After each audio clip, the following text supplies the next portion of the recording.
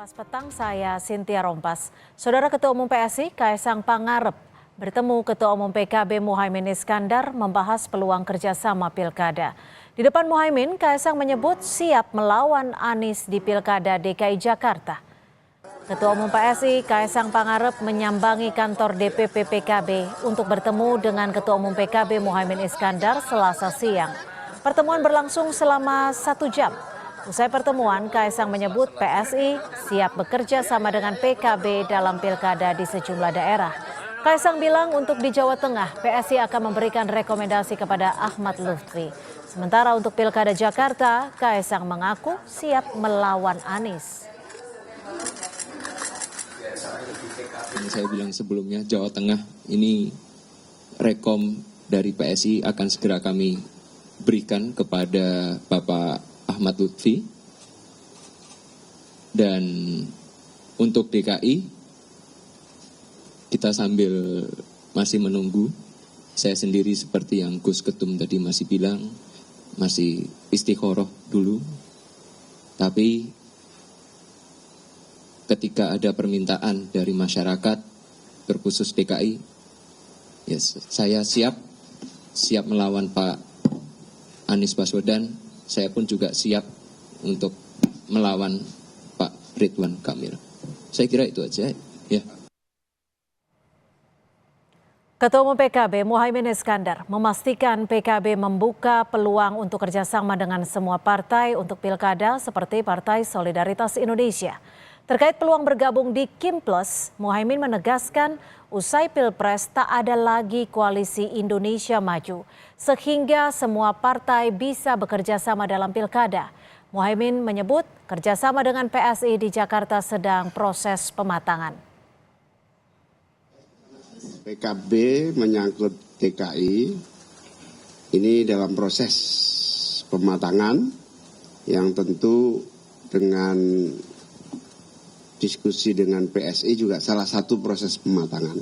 Hari ini saya nggak ngerti Kim Plus itu apa. Kalau sudah pilkada itu ya sudah semua pihak sama. Dengan kehadiran PSI ke sini pasti PKB akan sangat menjadikan perhatian untuk bisa meningkatkan kerjasama ke depan.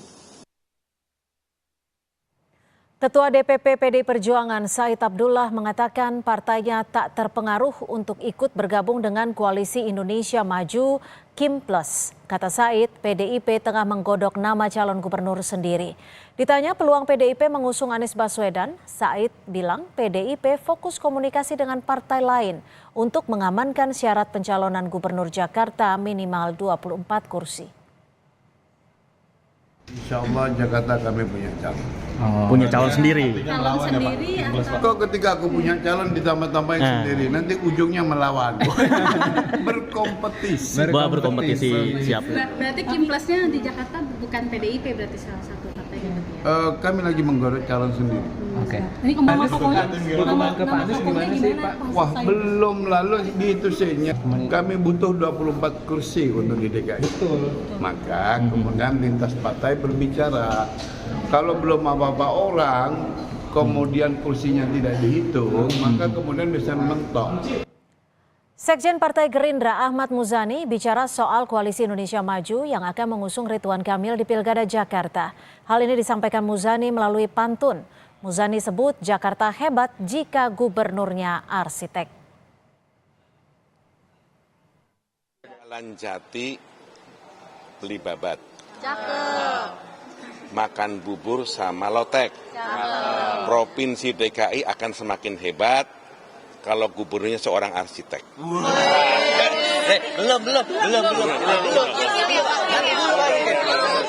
Untuk cawagupnya gimana? Cawagupnya ada pantun juga nggak? Nggak, tunggu pantun berikutnya.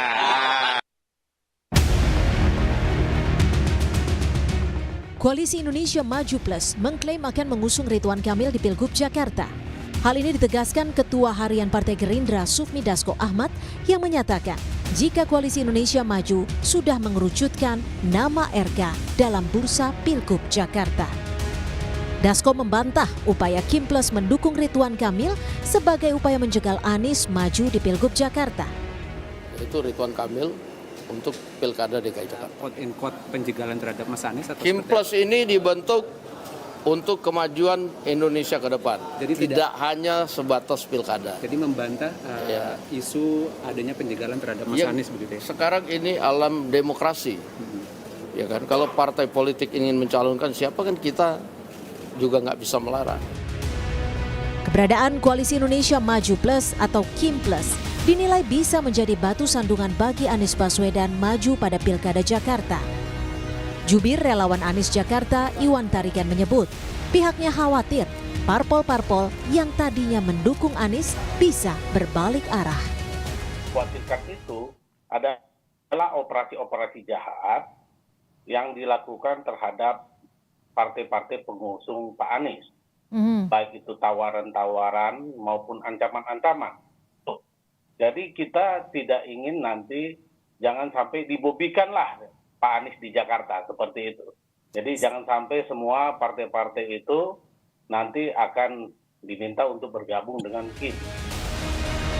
Sebelum Kim Plus nyatakan mendukung Ridwan Kamil, Bendahara Umum Partai Nasdem Ahmad Saroni sempat menyebut belum tentu mendaftarkan Anies Baswedan di Pilgub Jakarta. PKS yang telah menyatakan mengusung Anies Sohibul belakangan mendukung Bobi Nasution di Pilgub Sumatera Utara. Belum ada pernyataan resmi dari Kim siapa partai politik yang belakangan bergabung sehingga kini menjadi Kim Plus. Tim Liputan, Kompas TV. Keberadaan Kim Plus dinilai bisa menjadi batu sandungan bagi Anies Baswedan untuk maju dalam Pilgub Jakarta. Apakah dibentuknya koalisi besar dalam Pilkada Jakarta ini bertujuan untuk menjegal Anies Baswedan maju dalam Pilkada Jakarta meski memiliki elektabilitas tertinggi? Kita akan membahasnya bersama Refli Harun, pakar hukum tata negara, dan Viva Yoga Mauladi, Wakil Ketua Umum Partai Amanat Nasional. Selamat petang Mas Viva dan juga Mas Refli, terima kasih sudah bergabung bersama kami di Kompas Petang. Selamat petang. Assalamualaikum warahmatullahi wabarakatuh. Ya. Assalamualaikum warahmatullahi wabarakatuh. Waalaikumsalam. Mas Viva, ini Mas Kaesang bertemu dengan Caimin. Ini PKB sudah dipastikan masuk di Kim Plus ini? Yang pertama bahwa konfigurasi politik nasional itu berbeda dengan konfigurasi politik daerah. Ada yang berbeda dan ada yang sama. Nah, kita melihat bahwa situasi pilkada ini di internal koalisi Indonesia Maju itu ada yang sama, ada juga yang berbeda. Kalau berbeda, kami saling memahami dan saling mengerti karena itu adalah kepentingan subjektif masing-masing partai politik. Yang kedua, kalau kemudian ada koalisi besar Jakarta, jangan kemudian itu dianggap playing victim kepada Mas Anies untuk menjegal. Tidak ada. Ini adalah era demokrasi. Setiap penentuan siapa pasangan calon itu sudah diatur di Undang-Undang Pilkada. Jadi kalau kemudian ada playing victim seperti itu ya sudah tidak masuk lagi lah. Yang penting sekarang ini ada kecenderungan dari partai-partai politik untuk mengusung kader-kader terbaiknya. PAN memiliki Zita Anjani, PKS memiliki Sohibul Iman, kemudian Golkar memiliki Ridwan Kamil dan Caimin juga memiliki banyak sekali kadernya. Jadi ini adalah bagian dari proses kaderisasi di partai politik. Kalau kemudian seseorang itu kemudian tidak bisa maju, ya jangan disalahkan partai politiknya meskipun memiliki nilai elektabilitas yang tinggi. Karena hasil survei itu kan pasti akan berubah dalam setiap waktu dan setiap kondisi ruang dan waktu. Jadi oleh karena itu masih sangat dinamis proses politik di pilkada daerah khusus Jakarta ini.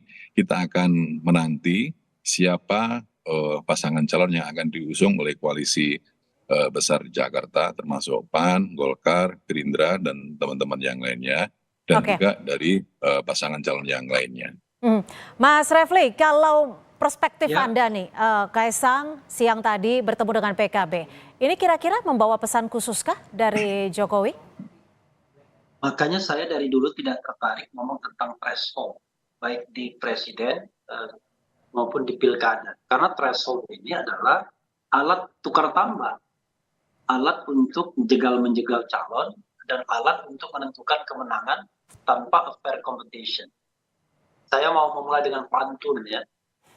di tengah jalan hujan lebat pada saat ke Kota Tegal. Ya, Jakarta tidak akan jadi hebat kalau calonnya calon tunggal. Jadi berlawanan dengan dari bayangkan, Pak ya. Muzani dong ya? Iya, coba bayangkan. Kita ini ingin membangun demokrasi elektoral yang sehat. Yaitu gubernur, bupati, wali kota dipilih secara demokratis. Pengertian demokratis itu adalah ya, Suara Anda siapa agak yang menghilang nih Mas dikehendaki Refli. rakyat harusnya. Kenapa? Suara Anda agak menghilang, agak jauh dari mic. Bagaimana, agak boleh jauh, ya. diulang? Oke. Jadi kita ini kan kenapa pemilihan langsung? Karena kita ingin membangun demokrasi baik di pilkada maupun di pilpres. Oke. Tapi sejak awal demokrasi kita ini di-capture oleh partai politik dengan threshold. Dan threshold itu alat tukar tambah. Artinya Anda mau menyimpulkan bahwa dengan persyaratan threshold ini dan terbentuknya Kim Plus ini bisa memastikan penjagalan terhadap Anies untuk maju di pilkada? Ya itu kan tidak usah saya bicarakan lagi. Ya. Ini kan hal yang aneh bin ajaib. Ada orang yang elektabilitasnya tertinggi, sudah disebut akan dimajukan oleh partai politik tertentu, tapi tiba-tiba dirayu oleh kelompok lain. Dan rayuannya itu rayuan umum. Ya, yaitu kursi kabinet. Atau kalau tidak, Anda akan diancam. Kita ini sudahlah, kita bukan anak kecil. Kita pahamlah mana panggung depan, mana panggung belakang. Tapi saya setuju Mas Viva, memang hidup itu jangan digantungkan pada kebaikan orang lain. Harus diperjuangkan. Nah sekarang PDIP sebagai pemenang pemilu, dia sedang belajar bagaimana dia dikeroyok oleh partai yang lainnya, walaupun dia pemenang pemilu. Nanti PAN juga akan mengalami hal yang sama. Itu dia terpojok, baru kemudian dia merasa pentingnya demokrasi. Tapi sekarang partai-partai yang sedang berkuasa itu nggak merasa penting adanya yang namanya demokrasi fair. Yang ada adalah bagaimana berkonspirasi untuk mematahkan pesaing. Sudahlah kan kita tahu di Jawa Timur akan dimenangkan Hovifah, di Jawa Tengah Ahmad Lutfi, Jawa Barat Deddy Mulyadi, di Jakarta Ridwan Kamil. Itu Jadi kan sebenarnya pembicaraan bisa terjadi yang kepada orang siapa nggak saja tahu. apa yang terjadi di PDIP sekarang ya? Halo? Ya, jadi menurut Anda bisa terjadi di parpol mana saja apa yang sedang terjadi di PDIP saat ini? Iya, karena Oke, demokrasi ditanggapi tidak sehat Mas ini, Viva, ditanggapi maka akan bagaimana terjadi jika itu begitu. terjadi di PAN? Iya, saya setuju dengan Mas Refli soal threshold ini selalu jadi masalah. Pada waktu penentuan presidensial threshold, Partai Amanat Nasional juga memperjuangkan threshold, tapi kami tidak berhasil. Jadi intinya threshold itu tidak boleh tinggi, bukan pelarangan tapi pengaturan. Intinya bahwa tidak boleh menutup adanya proses demokrasi untuk membangun tunas-tunas muda bangsa berkembang menjadi pemimpin nasional. Oleh karena itu threshold-nya itu harus rendah pertama. Yang kedua, ini masing-masing partai politik juga memiliki kepentingan subjektif, ya kan? Yaitu mengusung kadernya sendiri-sendiri untuk maju baik di pilpres maupun di pilkada. Oleh karena itu, dengan komposisi seperti itu, kita melihat bahwa proses-proses politik yang terjadi itu pasti akan mempertimbangkan kepentingan subjektif dari partai politik masing-masing. Kalau kemudian dari hasil persyaratan 20% threshold untuk maju di pilkada itu terpenuhi, dan apalagi juga ada kader terbaiknya dari partai tertentu yang akan maju sebagai pasangan calon, itu adalah sesuatu perjuangan yang baik, yang bagus bagi partai itu untuk melakukan kaderisasi. Jadi kalau kemudian ini yang terjadi, saya rasa itu hal yang baik. Kalau kemudian ada yang gagal, ya perspektifnya jadi banyak tafsir. Tapi kalau dari Kim Plus, plusnya ini partai mana sih Mas Viva? Nasdem, PKS kah, PKB kah, atau ketiganya nih? Ya masih dalam proses komunikasi. Kalau Koalisi Indonesia Maju itu kan turunan dari Pilpres. Saya katakan tadi, perspektif konfigurasi politik pilkada itu berbeda dengan Pilpres. Di Koalisi Indonesia Maju sendiri di tiap-tiap daerah ada yang sama, ada yang berbeda. Kita saling memahami dan saling mengerti. Kalau kemudian ada tambahan dari Koalisi Indonesia Maju, ya kita syukur alhamdulillah, karena pertama akan bisa memperlebar basis konstituen, dan yang kedua dapat meningkatkan nilai elektoral di dalam pilkada. Untuk siapanya, tunggu 1-2 hari, artinya besok ya. Mas Refli, ini kan Pak Dasko tadi menyebut bahwa di era demokrasi parpol itu bebas mengusung siapapun. Lalu bagaimana dengan sistem demokrasi sendiri ke depannya jika semuanya ini diajak koalisi tanpa ada oposisi? Ini kan tersisanya berarti hanya tinggal PDI Perjuangan saja nih. Kalau memang Nasdem, PKB dan PKS join dengan Kim Plus. Ya itu kan kita seperti diajari oleh anak kecil. Kita semua tahu bahwa partai-partai itu tidak bebas mengusung calonnya sendiri. Karena kalau bebas, itu PKS pasti mengusung Anies Baswedan karena elektabilitasnya tertinggi. Kan begitu. Tetapi masalahnya adalah PKS sedang dirayu dengan kursi kabinet. PKB sedang diancam kedudukan Caimin melalui NU. Kemudian Nasdem diancam soal bisnis dan lain sebagainya. Itu semua orang sudah tahu. Cuma kita ini terlalu sopan ngomongnya, dinamis dan lain sebagainya. Padahal intinya adalah bagaimana caranya Anies itu tidak maju. Saya udah tahu, saya sudah diomongkan salah seorang kader yang disebut-sebut mau dicalonkan oleh partainya, tapi dia bilang udah jam 11 tadi udah sepakat, Anies nggak boleh maju. Jadi kalau kita mau misalnya fair competition, saya berpikir dan berharap semua bisa maju. Fauzita Anjani maju, Kaisang maju, Anies maju, Ahok maju, Ridwan Kamil maju. Nah itu baru termasuk Bapak Alun maju. Nah itu baru fair competition namanya. Biarlah rakyat yang memilih. Tapi dengan ini tidak. Yang namanya Kim itu sudah lebih dari cukup untuk memajukan dengan kursi yang ada. Tapi berusaha menarik 3 partai lainnya agar tidak ada calon yang lain. Adanya calon tunggal. Itu terasmi lah. Udahlah itu nggak usah bohong lah di depan masyarakat ya kan. Nah, nanti yang ditinggalkan PDIP. Kalau PDIP ditinggalkan sendirian, PDIP nggak bisa nyalon. Karena partainya cuma tidak cukup. 15. Ditambah Perindo, P3 cuma 2, nggak bisa nyalon. Maka yang ada adalah calon tunggal. Mudah-mudahan, saya berharap tidak calon tunggal. Tapi kalau calon tunggal, saya sudah katakan dari sekarang. Memang maksud Kim Plus itu adalah agar terjadi calon tunggal, atau setidak-tidaknya Anies Baswedan nggak bisa nyalon. Udah selesai. Mau diapain lagi? Tapi sekali lagi, ya jangan sedih ya begitu watak perilaku partai politik kita kan begitu. Jadi artinya memang tidak sebebas yang disebutkan Dasko gitu ya? Ya itu kan anak kecil. Mas Viva, kalau PAN sendiri akan mengajukan kadernya tidak untuk mendampingi Ridwan Kamil? PAN akan mengajukan kader terbaiknya yaitu Zita Anjani. PKS juga akan mengajukan kader terbaiknya yaitu Sohibul Iman. Dan Golkar mengajukan kader terbaiknya yaitu Ridwan Kamil. PDIP juga mengajukan Ahok. Jadi setiap partai politik itu memiliki kecenderungan untuk mengajukan kadernya sendiri-sendiri. Itu adalah menjadi Tapi seberapa kuat pengajuan kadernya ini untuk mendampingi? Seberapa kuatnya itu kan tergantung kepada dinamika politik dan diukur dengan ukuran-ukuran kuantitatif melalui hasil survei. Dan survei pun setiap waktu juga akan berubah dan setiap ruang juga akan berubah. Kalau bicara soal survei Mas Viva, kan kita tahu RK surveinya paling rendah di DKI. Nomor 3 lah. Juga tahu beberapa waktu Pilpres dulu kan Pak Prabowo juga surveinya ketinggalan, tapi kan kemudian dalam waktu dekat juga bisa naik. Jadi artinya survei itu juga bisa berubah karena itu adalah cermin untuk menentukan elektabilitas, popularitas yang bisa dikerjakan melalui perubahan-perubahan di lapangan secara dinamis. Karena survei itu kan merupakan alat bantu, alat ukur secara kuantitatif untuk menentukan langkah-langkah selanjutnya dalam menentukan strategi di lapangan. Jadi oleh karena itu, survei sebagai salah satu pertimbangan dalam merumuskan kebijakan di partai politik itu akan juga tetap digunakan, tetapi kita juga harus melihat kondisi di lapangan. Dan saya bersyukur bahwa proses politik di pilkada ini setiap partai politik berjibaku berjuang untuk memperjuangkan kader-kader terbaiknya. Ini adalah bagian dari proses kaderisasi di partai politik. Mas Viva, menurut hitung-hitungan Anda nih, kalau hanya Kim, bukan Kim Plus, apakah memang tidak cukup kuat untuk melawan elektabilitas Anies Baswedan?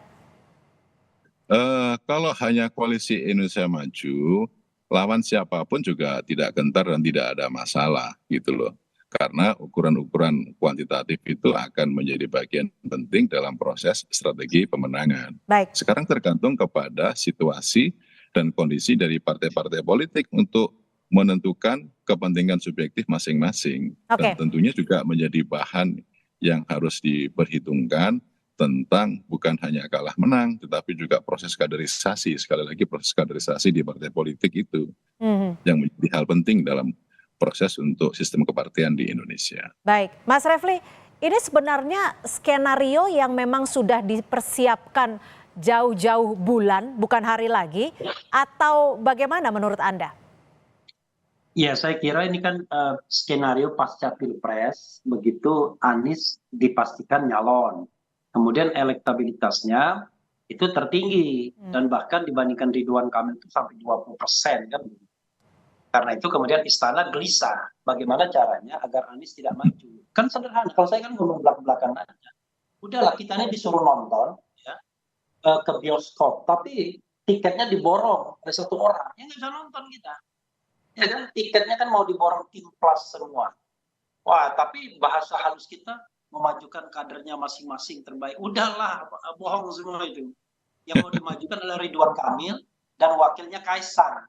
Kan begitu yang berkembang. Nanti di tengah jalan Ridwan Kamil dijadikan menteri, Kaisang jadi gubernur DKI. Cuma yang kita harapkan adalah crossing kekuasaan nanti. Pada waktu pencalonan memang iya Jokowi masih berkuasa, tetapi pada waktu pemilihan nanti yang jelas Jokowi tidak lagi berkuasa. Nah, apakah Prabowo nanti plus PAN di dalamnya masih memiliki politik yang sama dengan Jokowi, ataukah politik yang sudah berbeda? Tapi kalau sekarang kepentingannya sama, yaitu Anies tidak boleh maju, tidak boleh ada orang yang nanti bakal menyaingi Prabowo. Itu aja, sederhana. Tapi mudah-mudahan besok-besok politik kita lebih baik. Karena itu kalau saya pesan moralnya adalah jangan gantungkan politik Indonesia pada orang yang sedang berkuasa atau orang yang ikut dalam kekuasaan. Karena orang yang sedang berkuasa dan ikut dalam kekuasaan cenderung tidak mau ada kekuatan lain yang mengimbanginya. Tidak mau ada check and balances. Karena itu kekuatan demokrasi itu harus dibangun oleh orang-orang yang tidak berkuasa. Walaupun berat, tapi harus dilakukan terus-menerus. Sehingga yang namanya kekuasaan cenderung korup, ya, power tends to corrupt itu, kita bisa kurangi dampak buruknya. Kalau kita berharap bahwa nanti partai-partai akan sadar, nggak mungkin kita menyadarkan orang yang sedang merebut manisnya kekuasaan. Lalu bagaimana jika bicara soal kekuasaan, lalu bagaimana nanti dengan PDI Perjuangan? Bagaimana untuk memastikan memenuhi syarat-syarat untuk maju di pilkada? Dan faktor-faktor apa setidaknya yang bisa mempengaruhi agar nanti Ridwan Kamil tidak melawan kota kosong? Ya, satu-satunya cara adalah kita hanya bisa berharap dengan dua calon saja. Ya, dua partai saja, yaitu PDIP dan PKS. Nah, mudah-mudahan tiba-tiba PAN bilang, ya udahlah, kalau Anies mau bergabung sama Zita Anjani, udah PDIP nanti nyalon begitu. PDIP rela. Tapi kan itu kan tidak semudah itu. Tapi intinya adalah saya berharap PKS stay, ya. Kemudian PDIP mau bergabung sama PKS sebagai partai yang melambangkan oposisi hari ini. Dan ini adalah godaan terbesar bagi PKS, karena bagi PKS, kalau dia tidak mencalonkan Anies 3 kursi kabinet, kalau dia mencalonkan Anies hanya menang secara moral saja. Tetapi secara politik mungkin dia akan bangkrut nantinya karena tidak mendapatkan manisnya kekuasaan. Tinggal pilih PKS, Anda mau secara moral menjaga demokrasi ini, atau Anda pengen kursi kekuasaan dan merasakan manisnya kekuasaan. Tapi kalau PDIP enggak, PDIP nggak akan diajak. Oke, Mas Viva silakan ditanggapi singkat saja. Ya, hasil perolehan pemilu legislatif daerah khusus Jakarta 2024 ini tidak ada satu partai politik pun yang memiliki golden ticket untuk dapat mengusung sendirian. Betul. Yang paling teratas, yang paling besar itu adalah PKS 18 kursi. Masih kurang lagi 4 kursi. Artinya untuk pengusungan pasangan calon itu wajib kerjasama atau koalisi dengan partai politik yang lain. Nah, oleh karena itu, karena proses kerjasama atau koalisi dengan partai politik yang lain, tentu ini juga ada dinamika tersendiri. Nah, proses pasangan calon itu nanti akan ditentukan berdasarkan kepada kepentingan subjektif dari masing-masing partai politik. Baik. Nah, siapapun nanti yang akan maju, ya kita terima sebagai bagian dari proses demokrasi. Tapi yang jelas, dalam proses pilkada ini harus membahagiakan, mencerdaskan, tidak boleh potong-memotong, tidak boleh gorok-menggorok, tidak boleh meminggirkan, karena ini adalah sebagai bagian seleksi kepemimpinan di pilkada yang menjadi penentu untuk meneruskan seleksi kepemimpinan di tingkat nasional setelah pemilu presiden. Kita nantikan jawaban dari Kim, apakah plusnya ini siapa? Tapi dia bagian dari gorok-menggorok itu sendiri dengan Kim plusnya. Baik, terima kasih. Waktu kita cukup sampai di sini.